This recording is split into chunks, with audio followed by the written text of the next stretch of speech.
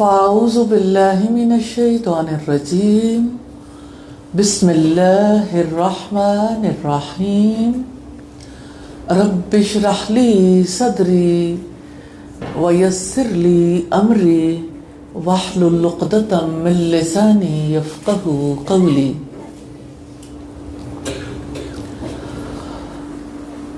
अल्लाह ताला का शुक्र है कि जिसने हमें धुंध के मौसम में अपने जहनों की और अपने दिलों की धुंध को हटाने का मौका दिया कि हम सब इसके बावजूद इकट्ठे हुए अल्लाह ताला हमारे इस अमल को कबूल कर लें कि हमने खालिस उसकी रज़ा के लिए अपने अपने घर छोड़े हैं और यहाँ आके बैठे हैं ताकि हम अल्लाह सुब्हानहू तआला से एक हकीकी ताल्लुक़ रखने के काबिल हो जाएं और आज की इस नशिस्त से हम कुछ कीमती मोती चुन के अपनी ज़िंदगियों में सजा सकें।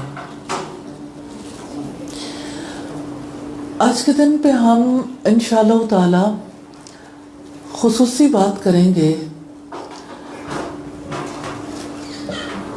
रूहानी सुकून का राज, यानी हमारी ज़िंदगियों में जो खुशी है, जो सुकून है,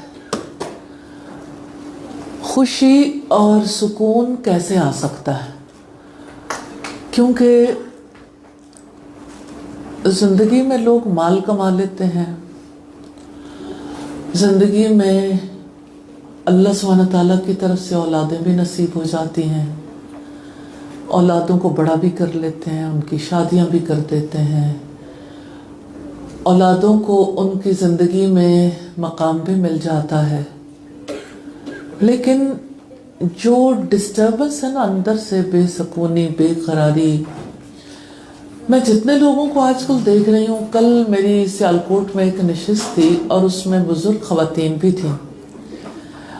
परसों मेरी एक और नशिस्त थी किसी और जगह पे, तो मैंने देखा कि जो ख़ास तौर पर अपने तमाम फ़राइज़ से यानी ओहदा बरा हो चुके हैं कि जिन्होंने बच्चों की शादियां कर दी, बच्चे अपने मकाम पर चले गए, अब शौहर बीवी एक जगह पर है। अच्छा, वो लोग भी इसी तरह से फिर यानी मैंने देखा कि ऐसी माएँ जिनके बच्चे टीनेजर हैं, उन लोगों की ज़िंदगी में भी मैंने बड़े चैलेंजेस देखे। तो मुझे महसूस होता है कि यानी ज़िंदगी भर इंसान जब तक भागता रहता उसे लगता है कि मैं बिल्कुल ठीक हूँ। भागते भागते जो ही वो रुकता है तो उसे पता चलता है, ओह पता नहीं ज़िंदगी ऐसे क्यों गुजारती, ज़िंदगी में करना क्या था और कर क्या रहे हैं, क्या कर चुके और अब जाना कहाँ है। आप इस बात को यानी अगर वेटेज देंगे, वैल्यू देंगे, तो आपको पता चलेगा कि इंसान इब्तिदाई उम्र में खुशी इसको समझता है कि इंसान को रिश्ते मिल जाएं, माल मिल जाए, औलाद मिल जाए। फिर ये सब कुछ जब मिल जाता है तो उसे लगता है कि नहीं, ये सारा कुछ तो मेरा मकसद नहीं था। और आप सोचें कि जिसको माल मिलता है वो कहता है मुझे माल के साथ यानी मेरा घर ज़्यादा अच्छा हो जाए और मैं ज़्यादा अच्छा पहनने ओढ़ने लगूं, मेरे घर में चीज़ें ज़्यादा अच्छी आ जाएं। एक एक चीज़ ख़रीदते हुए ऐसा लगता है मुझे खुशी मिल रही है। मर्द जब उनके पास थोड़ा माल होता है, ज़्यादा माल कमाते हैं, ज़्यादा आ जाता है, फिर और ज़्यादा प्रॉपर्टीज़ ख़रीदते हैं, प्लॉट्स ख़रीदते हैं, बिज़नेस को बढ़ा लेते हैं। फिर जब बिज़नेस भी बढ़ जाता है, फिर सारा कुछ हो जाता है, फिर भी सुकून नहीं मिलता। तो अब ज़रा मैंने टीनेजर्स को देखा है, यानी छोटे बच्चे, 11-12 साल के बच्चे, 14 साल के, 16 साल के और इससे ऊपर के नशा करने लग गए। बहुत बड़ी तादाद में वेप, जो आज का जदीद नशा है, वेप्स पीते हैं और लोग समझते हैं कि ये कोई ऐसी बात नहीं है। मैंने बहुत छोटे बच्चों को देखा है, यानी 4 साल का बच्चा है, 3 साल का बच्चा है, 5-7 साल का बच्चा है। माएँ कहती हैं कि ज़रा आजकल इसको ज़रा थोड़ी सी बातें ज़्यादा फील होती हैं, बात बेबात रोने लग जाता है और ये है कि ज़िद करता है, अपनी मनवाना चाहता है। उसकी तकलीफ़ को कोई महसूस नहीं करता कि वो असल में किस प्रॉब्लम में है। تو اگر آپ دیکھیں تو ہر ایج کے لوگ جو ہیں اپنے اپنے مسائل کے اعتبار سے کسی نہ کسی چیز میں الجھے ہوئے ہیں. تو ایک مس انڈرسٹینڈنگ ہے، خوشی اور سکون کے درمیان فرق تلاش نہیں کر پاتے. تو میں یہ چاہتی ہوں کہ یہ پتہ چل جائے کہ خوشی کہتے ہیں وقتی طور پر، عام طور پر جس کو خوشی کہا جاتا ہے کہ آپ کو کوئی مادی چیز ملتی ہے، روپیہ ملے، آپ کو کوئی مادی چیز ملے، آپ کی ضروریات پوری کرنے کے لیے یا خواہشات کو پورا کرنے کے لیے مال ملے، یا اسی طرح سے دوسری چیزیں، مادی چیزیں جتنی بھی ہیں جو انسان کو ملے اور انسان اس کی وجہ سے اچھا محسوس کرتا ہے، اسے خوشی ہوتی ہے. اور انعام بھی وہ اللہ کا انعام بھی اسی کو سمجھتا ہے جو مادی چیزیں اس کے ہاتھ آتی ہیں. مثال کے طور پر اگر کسی انسان کو اپنی زندگی میں اللہ تعالیٰ کی طرف سے دولت ملتی ہے تو وہ کہتا ہے یہ میرے لیے اللہ کا انعام ہے. گھر ملے اللہ کا انعام ہے، اولاد ملے اس کو بھی وہ اللہ کا انعام سمجھ لیتا ہے. لیکن اگر کسی کو صبر کرنے کی توفیق مل جائے تو اس کو اللہ کا انعام نہیں سمجھتا. کیوں؟ اس لیے کہ وہ کہتا ہے میری مشقت، میں نے تو صبر کر لیا، یعنی جو کرنا تھا میں نے کیا. تو اللہ تعالیٰ نے جو موقع دیا اس کو موقع ہی نہیں سمجھتا. اچھا، کسی کو اگر توکل کرنے کا موقع نصیب ہو جائے، اللہ سبحانہ تعالیٰ پر بھروسہ کرنے کا، اعتماد کرنے کا، تو وہ اس کو انعام نہیں سمجھتا. اس کو اپنی مشکل یاد آتی ہے کہ میں کس حالات میں رہا جس کی وجہ سے مجھے توکل کرنے کا موقع ملا. اسی طرح سے اگر کسی کو اللہ سبحانہ تعالیٰ کا کلام پڑھنے کا موقع مل گیا، اگر کسی کو اچھی نمازیں پڑھنے کا موقع مل گیا تو وہی سمجھتا ہے کہ میری عبادت تھی، میں نے اچھے طریقے سے کر لی. اللہ کا انعام نہیں سمجھتا. کوئی کتنے کم لوگ ہیں جو یہ سمجھتے ہیں کہ یہ بھی اللہ تعالیٰ کا دیا ہوا رزق ہے، یہ بھی اللہ تعالیٰ کی عطا ہے. اب آپ دیکھیں کہ کسی کی اولاد نیک ہے، اگر اللہ نے اولاد کو صالحیت عطا کی ہے تو ہر ماں باپ یہ سمجھتے ہیں کہ ہم نے ان کا اس طرح خیال رکھا، اس طرح کیا، اس طرح. اس کو اللہ کا انعام نہیں سمجھتے. اس وجہ سے سکون نہیں ملتا. یعنی صبر کر کے بھی سکون نہیں ملتا، توکل کر کے بھی سکون نہیں ملتا. تو ہمیں دیکھنا یہ ہے کہ پھر سکون کیا ہے، سکون کس میں ملتا ہے. تو جب ہم اللہ کی کتاب قرآن مجید کھولتے ہیں تو ہمیں پتہ چلتا ہے الا بذکر اللہ تطمئن القلوب. سن لو اللہ کی یاد میں دلوں کا اطمینان ہے. اطمینان سکون کو کہتے ہیں، یعنی دل اس سے سکون پا سکتے ہیں. یہ الگ بات ہے کہ کسی کو اللہ کی یاد میں بھی سکون نہ ملے. جب دل اللہ کے لیے خالص نہیں ہوتا نا، اور انسان بوجھ سمجھ کے کوئی کام کرتا ہے تو اس کو پھر ایسے کام میں بھی شاید سکون نہیں ملتا. لیکن اصلی بات یہ ہے، سچی بات یہ ہے کہ اللہ تعالیٰ کو یاد کرنے سے دل سکون ضرور پاتے ہیں. پھر جس چیز سے انسان سکون پاتا ہے، یہ جو یاد ہے نا، اس کے لیے عربی زبان میں لفظ استعمال ہوتا ہے ذکر. تو قرآن مجید میں ذکر نماز کے لیے بھی استعمال ہوا. یعنی نماز بھی دراصل اللہ کی یاد ہے. اور اگر آپ اللہ سبحانہ تعالیٰ کا حکم دیکھیں تو اللہ تعالیٰ فرماتے ہیں اقم الصلاۃ لذکری، میری یاد کے لیے نماز قائم کرو. یعنی نماز ہے ہی اللہ کے ذکر کے لیے. پھر اگر آپ دیکھیں تو اللہ تعالیٰ نے قرآن کو بھی ذکر کہا ہے. انا نحن نزلنا الذکر وانا لہ لحافظون. بے شک ہم نے اس ذکر کو نازل کیا ہے، ہم ہی اس کی حفاظت کرنے والے. اس سے ہمیں پتہ چلتا ہے کہ قرآن بھی اللہ کا ذکر، اللہ کی یاد، اللہ کا کلام ہے.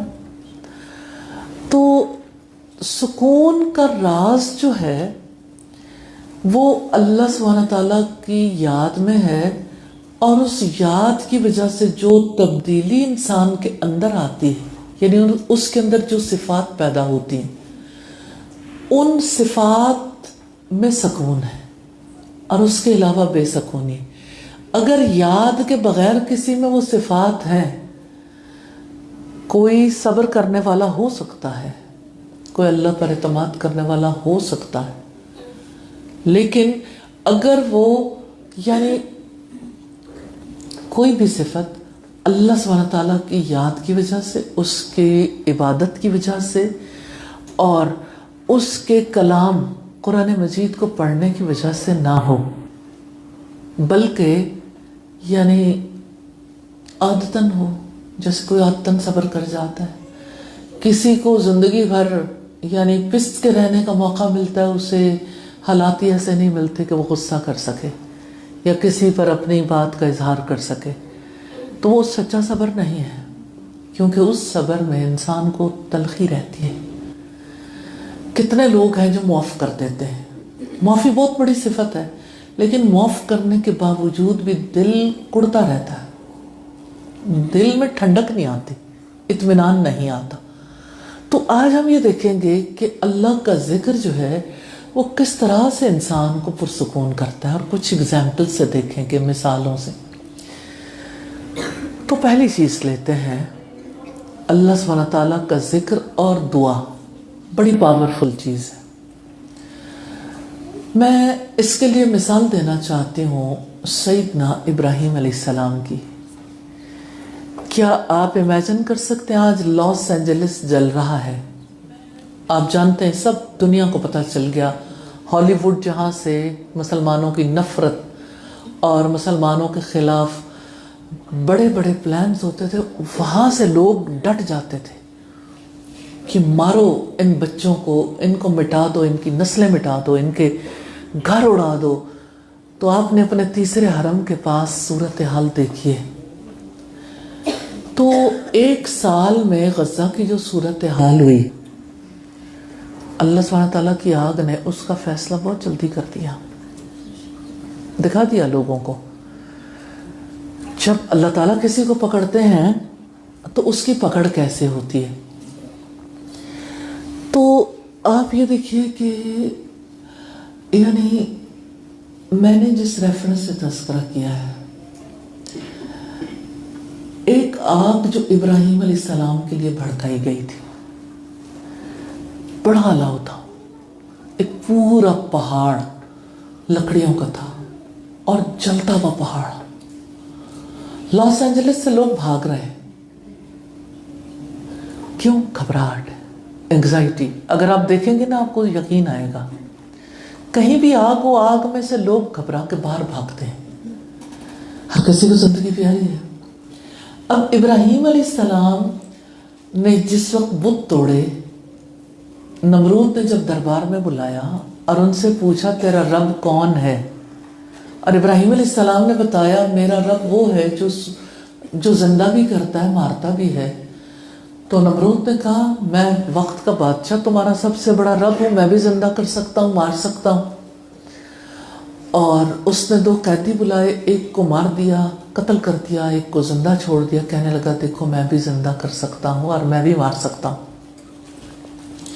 ابراہیم علیہ السلام نے اس میں ثابت کیا کہ تمہاری قوت نہیں ہے، تم لوگوں کو دھوکہ دے رہے ہو۔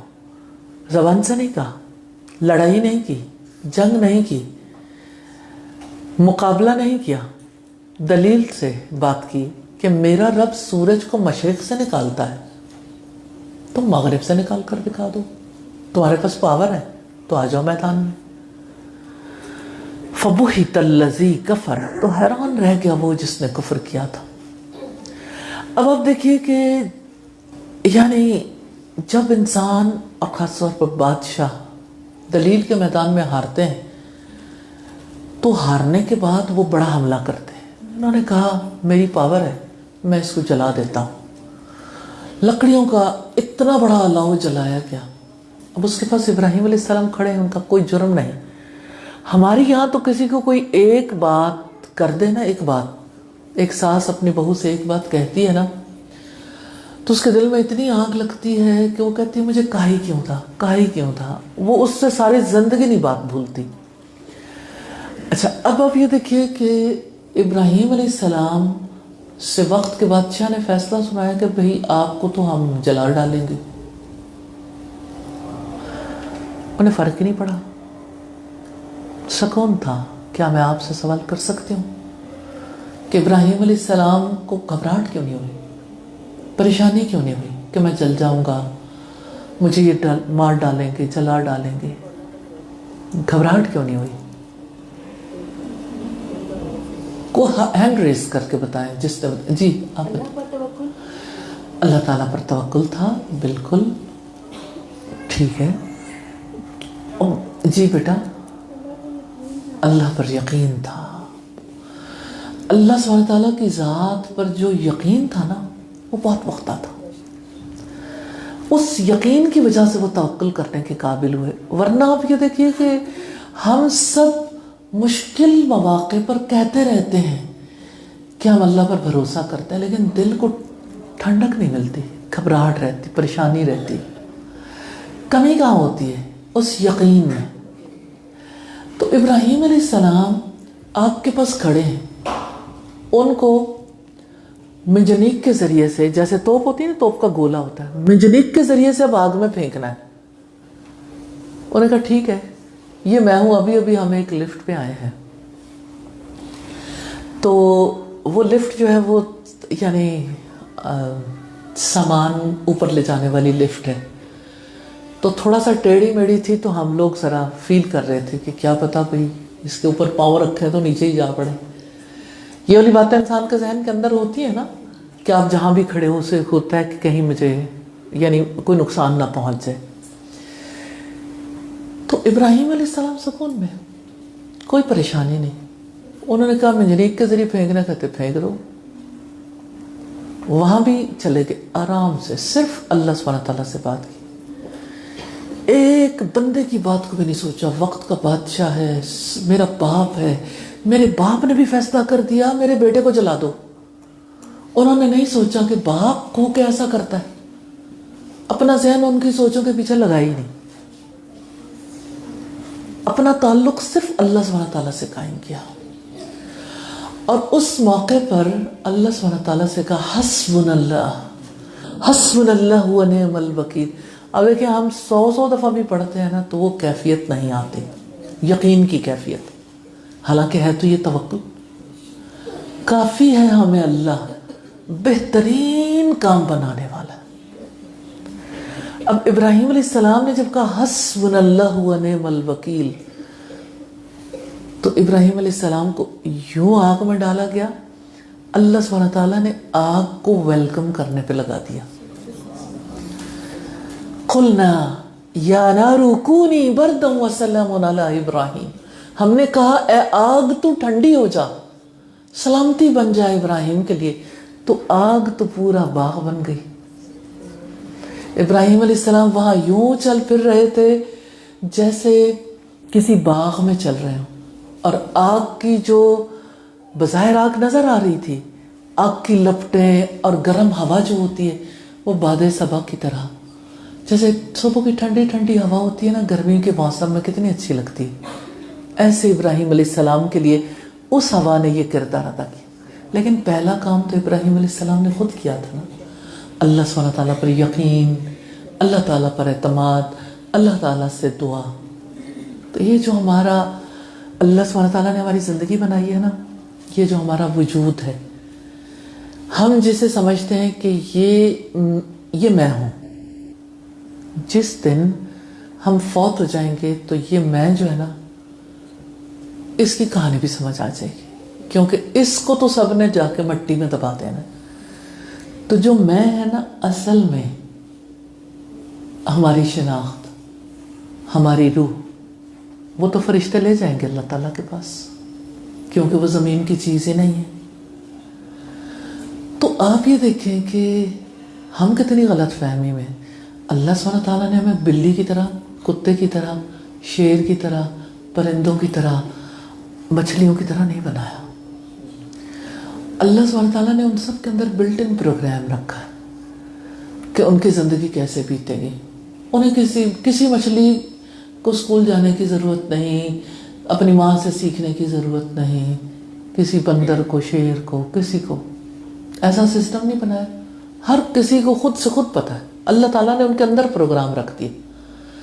ہاں ہمارے ساتھ ایسا ہے، ہماری اس باڈی کے اندر بلٹ ان پروگرام ہے. ہمارا دل کیسے کام کرے گا، گردے کیسے کام کریں گے، ہمارا لیور کیسے کام کرے گا، ہمارا معدہ کیسے کام کرے گا، پھیپھڑے کیسے کام کریں گے. اس کے لیے اللہ سبحانہ تعالیٰ نے ہمیں تکلیف نہیں دی، بلٹ ان پروگرام ہے. یہ سسٹم جب سے وجود میں ہم آئے ہیں کام کر رہے ہیں. آنکھوں کے لیے ہمیں تھوڑی کہنا پڑتا ہے اب بالکل ٹھیک دیکھو گی اور اب نہیں دیکھو گی. یہ سب وجود ہمارا بالکل اسی طرح سے کام کر رہا ہے جیسے اللہ تعالیٰ چاہتے ہیں.